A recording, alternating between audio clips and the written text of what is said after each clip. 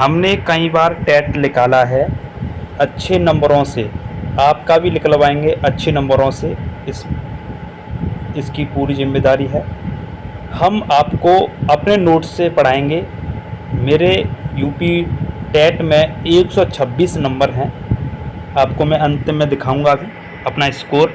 मैं अपने नोट्स से ही आपको तैयारी करा रहा हूं, क्योंकि समय कम है। 2, 3 और 4 जुलाई को पेपर है, लेकिन फिर भी समय है। इतने समय में अगर आपने जो मेरे नोट्स हैं इनको पढ़ लिया तो निश्चित रूप से आप मानना कि आपके 125 प्लस नंबर आएंगे, क्योंकि मेरे खुद 126 प्लस नंबर हैं। तो मैंने और अच्छी तरीके से नोट्स को और शानदार तरीके से डिज़ाइन किया है, जिससे कि सभी भाई बहन को फ़ायदा मिल सके।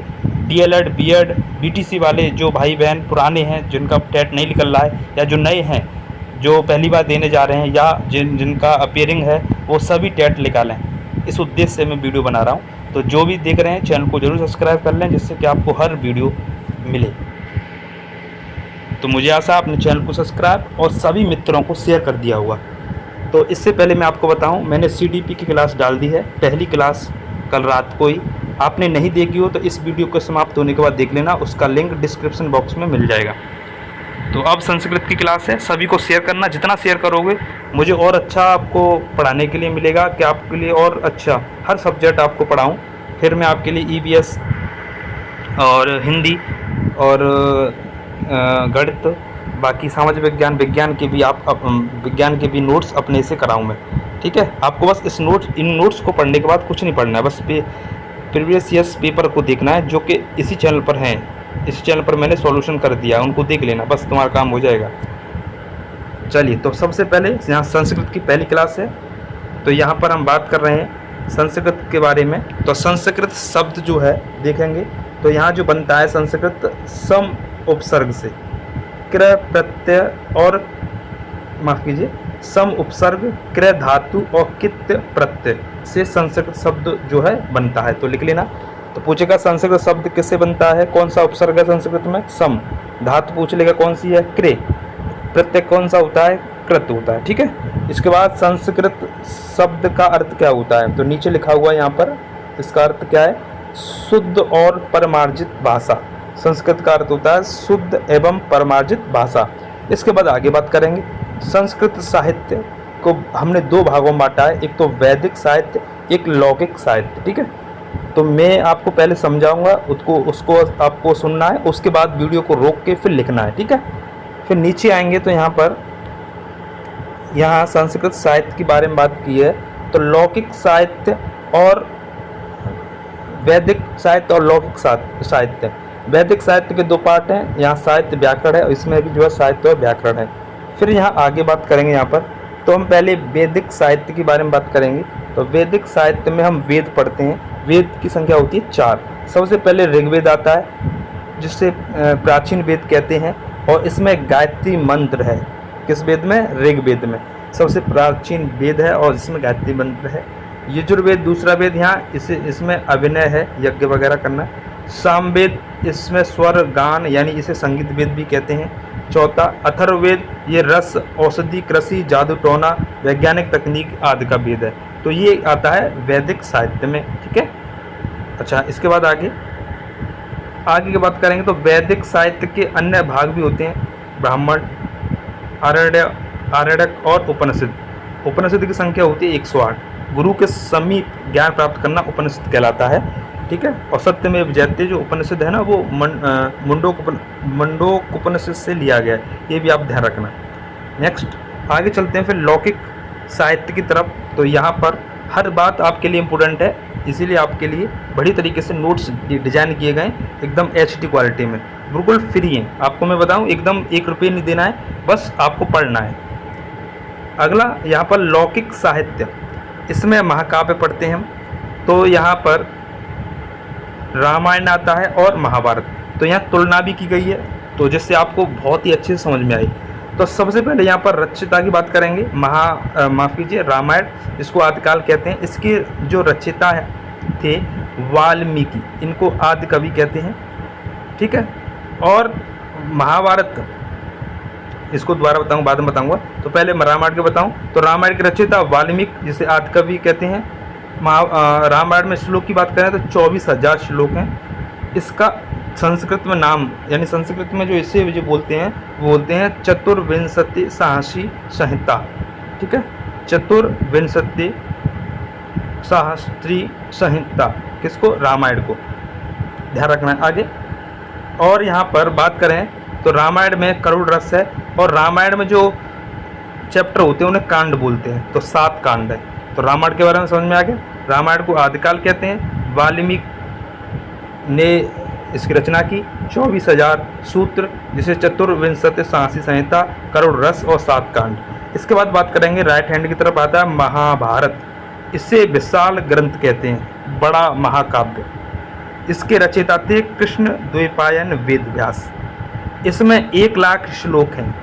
इसे संस्कृत में सत सहस्त्री संहिता या जय संहिता कहते हैं, लिख लिया। इसमें शांत रस है, और इसमें पर्व की बात करेंगे, यानी चैप्टर को पर्व कहते हैं। 18 पर्व हैं। कितने? 18। तो आप लोग ध्यान रखना, यहाँ पर एक इम्पोर्टेंट लिखा हुआ है, रामायण में कांड है और महाभारत में पर्व है। ठीक है, बहुत अच्छी तरीके से डिजाइन किए हुए हैं, अच्छे से आराम से आप लिख सकते हैं इनको। इतना हो गया कंपैरिजन। इसके बाद आगे चलते हैं। तो यहाँ पर महाभारत के बारे में और जानते हैं। महाभारत के पर्व और प्रसिद्ध रचनाएं। आदि पर्व, सबसे पहले देखते हैं आदि पर्व। आदि पर्व से अभिज्ञान शाकुंतलम लिखा गया है कालिदास जी के द्वारा, जिसमें दुष्यंत और शकुंतला की कहानी और बहुत प्रसिद्ध इनका नाटक है। सभा पर्व आता है, जिसमें शिशुपाल वधम रचना लिखी गई है श्री माघ के द्वारा। शिशुपाल के बारे में ये रचना है श्री माघ के द्वारा। वन पर्व में 2 यहाँ रचना लिखते हैं, वन पर्व पर आधारित, किरातार्जुनियम और नैषधि चरितम। किरातार्जुनियम जो है भारवी की रचना है, और नैषधि चरितम जो है श्रीहर्ष की रचना है। ये आप लोग ध्यान रखना। इसके बाद नेक्स्ट आगे आता है 6वां पर्व, जिसे बोलते हैं भीष्म पर्व, जिसमें श्रीमद् भगवत गीता, यानी भगवान कृष्ण के द्वारा लिखी गई थी श्रीमद् भगवत गीता। तो गीता के तत्व के बारे में बात करें तो यहाँ 700 श्लोक हैं गीता में, 18 अध्याय हैं, शांत रस है। ठीक है, दोबारा से बताऊँ, श्रीमद् भगवत गीता कहाँ से लिखी गई है? तो महाभारत का जो 6वां पर्व है, सबसे बड़ा पर्व है, जिसे भीष्म पर्व कहते हैं, उसमें श्रीमद् भगवत गीता लिखी गई है श्री कृष्ण भगवान के द्वारा। 700 श्लोक, 18 अध्याय, शांत रस, जिसमें ज्ञान विज्ञान योग और भक्ति योग के बारे में बताया गया। ठीक है, इतना समझ में आएगा। इसके बाद आगे चलते हैं। तो जो भी हमारे भाई बहन देख रहे हैं, चैनल को जरूर सब्सक्राइब कर रहे हैं, जिससे कि आपको हर अपडेट मिल सके। तो ये मेरे नोट्स हैं, मैंने इन नोट्स से पढ़ के 126 नंबर प्राप्त किए थे। और संस्कृत की बात करूं तो मेरा स्कोर संस्कृत में जो था वो आपको बताऊं, वो संस्कृत में मेरा स्कोर 28 नंबर था। तो आप जान सकते हो 30 में से 30 प्रश्न आते हैं, तो 30 में से 28 नंबर थे मेरे संस्कृत में, 2 नंबर कट गए थे, मेरी गलती से ही 28 नंबर थे। तो आपके 30 में से 30 दिलवाऊंगा, इस बात की गारंटी है, खुद के नोट्स हैं मेरे। अब आता है वेदांग। वेदांग 6 होते हैं, जो कि वेद रूपी पुरुष हैं। तो वेद पुरुष जिन्हें बोला जाता है वेदांग 6। सबसे पहले आता है निरुक्त। निरुक्त क्या है? निरुक्त का मतलब होता है कान। फिर नंबर 2 की बात करेंगे यहाँ पर शिक्षा, शिक्षा ग्रहण या नासिका। नंबर 3 व्याकरण क्या है? व्याकरण जो है मुख है, पूछेगा व्याकरण क्या है, वो मुख है। नंबर आगे की बात करें यहाँ पर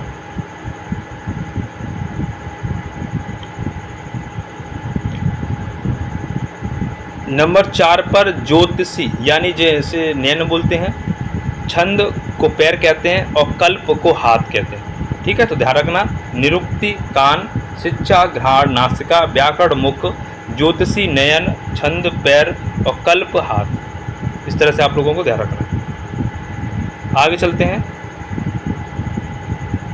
लौकिक व्याकरण के त्रिमुनि। लौकिक व्याकरण के त्रिमुनि कौन से? तो यहाँ व्याकरण की बात करेंगे तो वे प्लस आंग प्लस की प्लस लिट प्रत्यय लगा हुआ है। तो व्याकरण में वे और आंग 2 उपसर्ग हैं, क्रि धातु है और ल्युट प्रत्यय है, ध्यान रखना। पूछेगा व्याकरण शब्द में कितने उपसर्ग हैं? 2, धातु क्रि प्रत्यय ल्युट। अब इसके बाद आगे चलें तो व्याकरण के त्रिमुनि कौन कौन से हैं उनके बारे में हम पूरी बात करेंगे। व्याकरण में। चलिए, तो सबसे पहले आते हैं जिनका नाम है पाणिनि, नंबर 1, लिख लेना अच्छी तरीके से। तो पाणिनि की प्रसिद्ध पुस्तक है जिसे बोलते हैं अष्टाध्यायी। कितना, क्या बोलते हैं, अष्टाध्यायी। अष्टाई मतलब 8 अध्याय, ये जो बना हुआ है 8 हैं, ठीक है, आप लोग 8 ध्यान रखना, 8 है, 8 अध्याय, 22 पाद और 4000 सूत्र किसमें है, अष्टाध्यायी में नाम है। 8 अध्याय वाला अष्टाध्यायी किन लिखा है, पाणिनि ने। तो 8 अध्याय, 32 पाद, यानी एक चरण में 4 पाद होते हैं, तो ये होते हैं 8 चौक 32 और 4000 सूत्र। प्रथम सूत्र याद कर लेना, पूछता है वृद्धि रादेश, वृद्धि रादेश, और अंतिम सूत्र जो है वो अ है। क्या है अंतिम सूत्र, अ और अ, पूछता है कभी कभी। अष्टाध्यायी का अंतिम सूत्र क्या है, अ, और प्रथम सूत्र वृद्धि रादेश। और उपाधि यहाँ पर सूत्रकारक की दी गई थी किन्हें, पाणिनि जी को। तो इतनी बात आप लोग ध्यान रखना। त्रिमुनियों में सबसे पहले पाणिनि जी, अष्टाध्यायी, 8 अध्याय वाला, 32 पाद, 4000 सूत्र, प्रथम सूत्र वृद्धिरादेश और अंतिम सूत्र अ, और इन्हें उपाधि दी गई थी सूत्रकारक के रूप में। तो इतना पाणिनि जी के बारे में ध्यान रखना। और भगवान शंकर जी ने जब नृत्य किया था, मतलब जब नाराज होते हैं तो नृत्य करते हैं, या खुश होते हैं तो नृत्य करते हैं, तो उन्होंने जब नृत्य करते समय पाणिनि ऋषि ने माहेश्वर सूत्रों को सुना था, ठीक है, इतना भी ध्यान रखना, 14 माहेश्वर सूत्रों को सुना इन्होंने। दूसरे आते हैं कात्यायन, जिन्हें वररुचि भी कहते हैं। 350 ईसा पूर्व इन्होंने वार्तिक लिखा, और इसीलिए इनको वार्तिकारक कहा गया, ठीक है, ध्यान रखना। तो पूछेगा कि कात्यायन या कहेगा कि वार्तिकारक किसे कहते हैं, तो कात्यायन को कहते हैं, या वररुचि को कहते हैं जिन्होंने वार्तिक लिखा। तीसरे मुनि आते हैं जिनका नाम है पतंजलि। पतंजलि आते हैं, अष्टाध्यायी पर इन्होंने महाभाष्य लिखा, ठीक है, इसीलिए इन्हें भाष्यकारक कहा गया। क्या कहा गया, भाष्यकारक, पतंजलि को। तो पूछेगा महाभाष्यकारक किसने लिखा, पतंजलि ने, और वार्तिकारक कौन है, कात्यायन, और सूत्रकारक पाणिनि। तो ये 3 मुनि आप लोगों को ध्यान रखना है। इसके बाद आगे चलते हैं, अन्य प्रमुख व्याकरण और ग्रंथ। प्रमुख और व्याकरणिक जो है ग्रंथ हैं, सबसे पहले यहाँ पर पॉइंट बना हुआ है भट्टोजी दीक्षित, जिन्हें वृत्तिकारक बोलते हैं। इनकी रचना है सिद्धांत कौमुदी, बहुत इंपॉर्टेंट है, ध्यान रखना।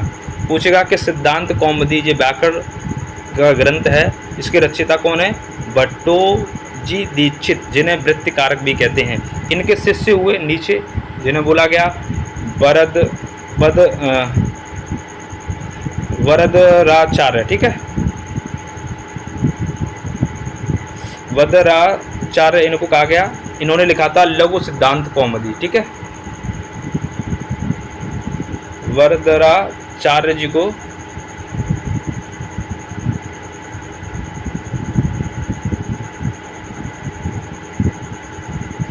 तो वरदराचार्य जी को जिन्होंने लघु सिद्धांत कौमुदी लिखा, ठीक है, और सिद्धांत कौमुदी भट्टोजी दीक्षित, जिन्हें वृत्तिकारक कहते हैं, इन्होंने लिखा। इसके बाद भर्तृहरि आते हैं, इनकी रचना आती है वाक्य पद्यम, ये जो है दार्शनिक व्याकरण का ग्रंथ है। पूछेगा कि दार्शनिक व्याकरण ग्रंथ कौन सा है, वाक्य पद्यम किसने लिखा है, तो भर्तृहरि ने लिखा है। तो आप लोगों को ध्यान रखना है, ये भी व्याकरणिक और भी ग्रंथ है।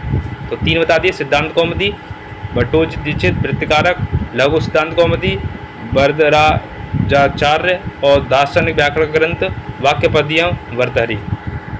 नेक्स्ट आगे चलते हैं, तो यहाँ पर आता है फिर मंगलाचरण के 3 प्रकार। मंगलाचरण के कितने प्रकार होते हैं, 3। नंबर 1 नमस्कारात्मक, पहला आता है नमस्कारात्मक, इसमें नत्वा सरस्वती देवी है। दूसरा वस्तु निर्देशात्मक, लघु सिद्धांत कौमुदी है। और तीसरा आशीर्वादात्मक, ठीक है। इसके बाद अगला चलता है यहाँ पर वर्ण विचार। वर्ण विचार चैप्टर आता है, ये तो हमने बेसिक बताया यहाँ पर कुछ, अब बताए वर्ण विचार चैप्टर। तो ध्यान रखना है, सबसे पहले आता है वर्ण विचार में स्वर, ठीक है, यानी वर्ण के बारे में बताऊं तो पहले वर्ण आता है। तो वर्ण क्या होता है, जिसके कोई अन्य खंड नहीं किए जा सकते हैं, जिसके खंड नहीं किए जा सकते उसे वर्ण कहते हैं, ठीक है। अब ध्यान रखना है कि भाषा की सबसे छोटी इकाई जो कहलाती है वो वर्ण कहलाती है। क्या कहलाती है, वर्ण या अक्षर।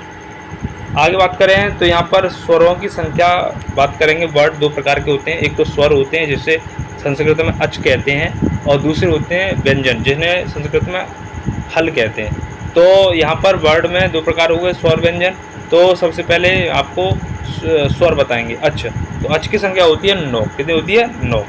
आगे लिखा हुआ है यहाँ पर स्वरों के प्रकार मात्रा के आधार पर। यहाँ पर स्वरों के प्रकार दिए गए हैं मात्रा के आधार पर। सबसे पहले आता है, कह रहा है कि हर्ष या एक मात्रिक स्वर। तो जिन्हें बोलने में सबसे कम समय लगता है उन्हें हर्ष या एक मात्रिक स्वर कहते हैं, जो होते हैं छोटा आ, छोटी ई, छोटा ऊ, डी से ऋषि और ले। ये हमारे हर्ष स्वर होते हैं, बोलने में सबसे कम समय।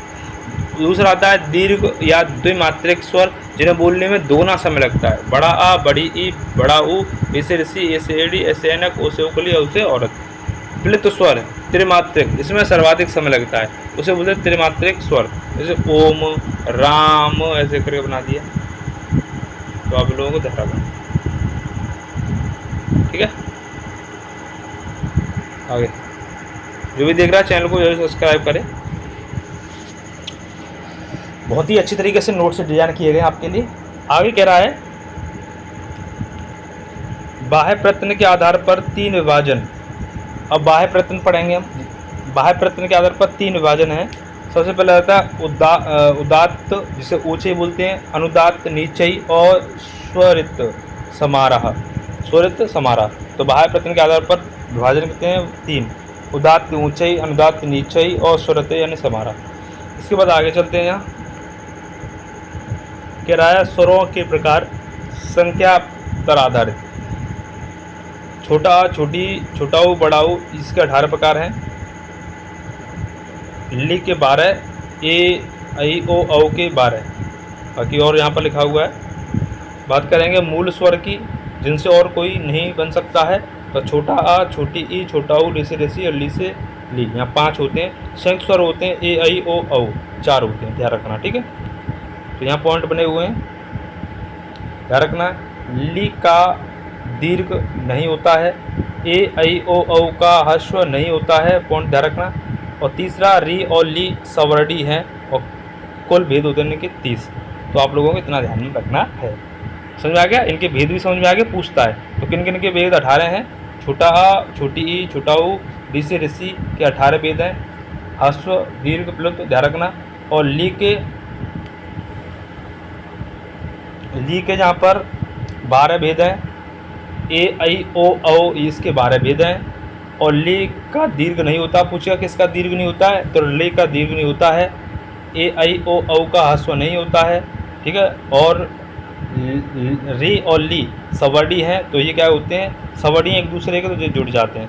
तो 18 और 12 यहाँ पर 30 हो जाते हैं, ठीक है। जो भी देख रहे हैं चैनल को जरूर सब्सक्राइब करें, जिससे आपको हर वीडियो मिल सके। अब आता है व्यंजन। यहाँ पर व्यंजन यानी हल।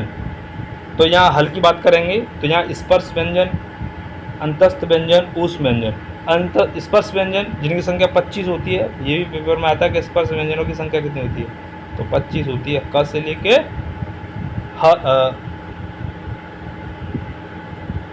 लिख सके।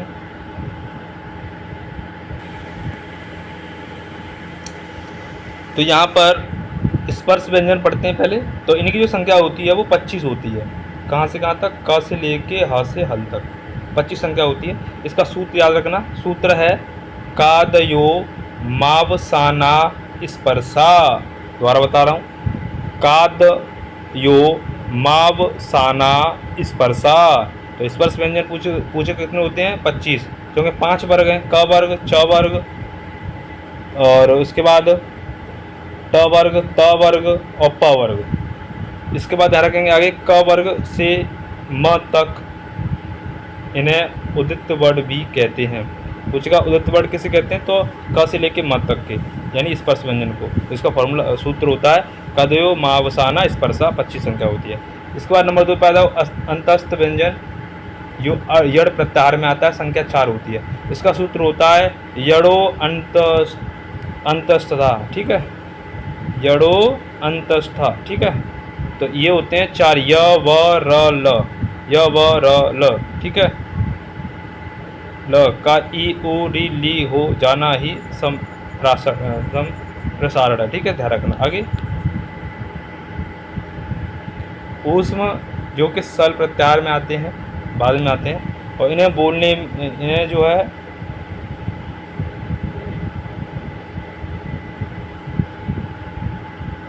यह सूत्र होता है सल ऊष्माणम। सल ऊष्माणम ये सूत्र है, इसमें तीनों स आते हैं और ये खा आता है। ठीक है, तो ऊष्म व्यंजन ये कहलाते हैं। आगे की बात करते हैं अब अयोगवाह और संयुक्त व्यंजन। तो यहाँ पर संयुक्त व्यंजन जो होते हैं वो 4 होते हैं, सभी आप जानते हो।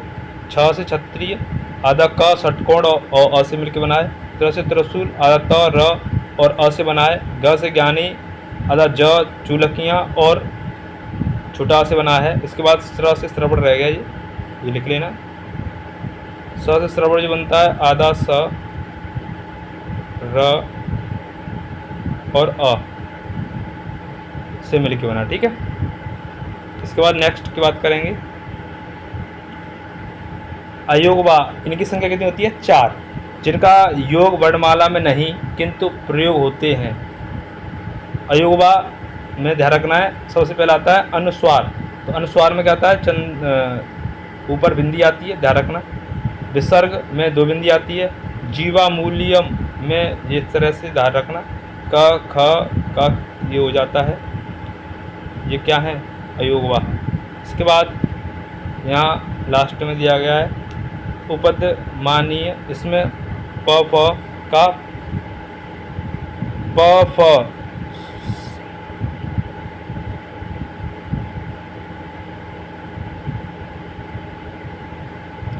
प फ जो है प फ के पहले हो जाता है। ठीक है, ध्यान रखना।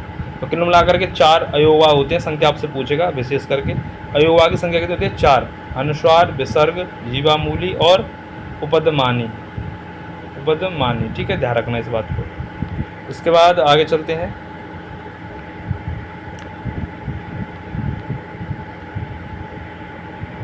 ठीक है, तो यहाँ पर आज हमने यहाँ तक हो गया, बहुत है।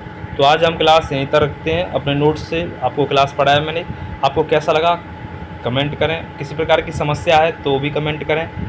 आप अपनी राय दें कि आप कौन से चैप्टर पढ़ना चाहते हो, लेकिन मेरा उद्देश्य तो यही है कि आप लोगों को मैं अपने नोट्स से क्रम बाय क्रम पढ़ाऊँ। मैंने CDP की वीडियो भी बना दी है, वो उसको भी देख लेना। पहला चैप्टर काफ़ी कराया है मैंने, उसमें परिभाषा वगैरह, उसको देख लेना, लिंक डिस्क्रिप्शन बॉक्स में मिल जाएगा। और अब आगे कौन सा सब्जेक्ट आप पढ़ना चाह रहे हो उसकी वीडियो डालूंगा मैं रोज़। सभी सब्जेक्ट्स की अपने नोट्स से वीडियो डालूंगा। अब आपको मैं बताने जा रहा हूँ मेरा स्कोर कितना था। देखो, तो जैसा कि आप देख पा रहे हो यहाँ पर, ये मेरा स्कोर कार्ड है। यहाँ पर मेरा स्कोर कार्ड है, ये यहाँ पर आप देख पा रहे हो स्क्रीन पर। एक सेकंड, हाँ, यहाँ पर मेरा स्कोर कार्ड है ये। और यहाँ परीक्षा नियामक प्राधिकारी उत्तर प्रदेश प्रयागराज, उत्तर प्रदेश शिक्षक पात्रता परीक्षा परिणाम 2021। लास्ट ईयर 21 में एग्ज़ाम हुआ था, 21 की भर्ती थी, मतलब नवंबर 2021 में एग्ज़ाम होना था, लेकिन पेपर लीक हो गया था। उसके बाद 23 जनवरी 2022 को पेपर हुआ था इसका। ठीक है, तो ये मेरा नाम है, जिससे आप चैनल भी देख रहे हो, अपना चैनल है अजय अकेडमी एंड मोटिवेटर के नाम से, अजय कुमार। ठीक है, और बाकी रोल नंबर वगैरह दे दे रहे हैं यहाँ पर साहब। और यहाँ पर सबसे बड़ी बात देखो, मेरे मार्क्स कितने हैं। ठीक है, देखो यहाँ पर टोटल मार्क्स ऑब्टेन 126 क्वालिफाइड। और ये आप रिजल्ट की डिक्लेयर की डेट भी देख सकते हो, 8 अप्रैल 2022। तो मेरे 126 नंबर हैं। बाकी और भी इधर नंबर थे, 2 नंबर इसमें और हैं जो कि कोर्ट से, जो है कोर्ट में क्वेश्चंस पढ़े थे ना, जो कोर्ट में चले गए थे, इसमें हिंदी के क्वेश्चंस जिसमें 2 आंसर सही माने थे, तो वो भी हैं इसमें। ठीक है, तो यहाँ पर मेरे मार्क्स में दिखाने का उद्देश्य ये है कि आप लोग विश्वास कर सको जो मैं आपको नोट्स से पढ़ा रहा हूँ। ठीक है, इन्हीं नोट्स से मैंने पढ़ाई की थी। NCERT प्रीवियस इन सबको मैंने ध्यान में रखते हुए नोट्स बनाए थे। आपको तो सिर्फ नोट्स को अच्छे से जो पढ़ा रहा हूँ मैं, इनको पढ़ना है, लिखना है, सुनना है, बार बार जितनी भी मैं वीडियो डालूँ उनको सुनना है। और बाकी बाद में फिर पिछले साल के पेपर इसी चैनल पर डले हुए हैं, उनको सॉल्व करना है। ठीक है, आपका आराम से निकल जाएगा, 125 मार्क्स आराम से आ जाएंगे अगर तरीके से चलोगे, सिस्टमेटिक तरीके से चलोगे तो। बाकी आपको जैसा भी उचित लगे वैसे करें, ठीक है। तो ये था, तो मैंने अपना स्कोर कार्ड भी दिखा दिया। चलिए, वीडियो अच्छा लगा होगा, सभी लोग चैनल को सब्सक्राइब करके जाएं, शेयर करें। बीएड, डीएलएड जितने भी टीचिंग एग्ज़ाम के ग्रुप्स हैं सब में भेज दें, जिससे सबका भला हो सके। जितने भी सरकारी टीचर्स हैं उनका भी टेट अच्छे से निकल जाए, क्योंकि उनका भी जो है कुछ गड़बड़ चल रहा है मैटर, ठीक है। तो उनका भी निकल जाए, सबको शेयर करें। मिलते हैं फिर नेक्स्ट वीडियो में, तब तक के लिए आप सभी का धन्यवाद। जय हिंद, जय भारत, वंदे मातरम, जय सीताराम।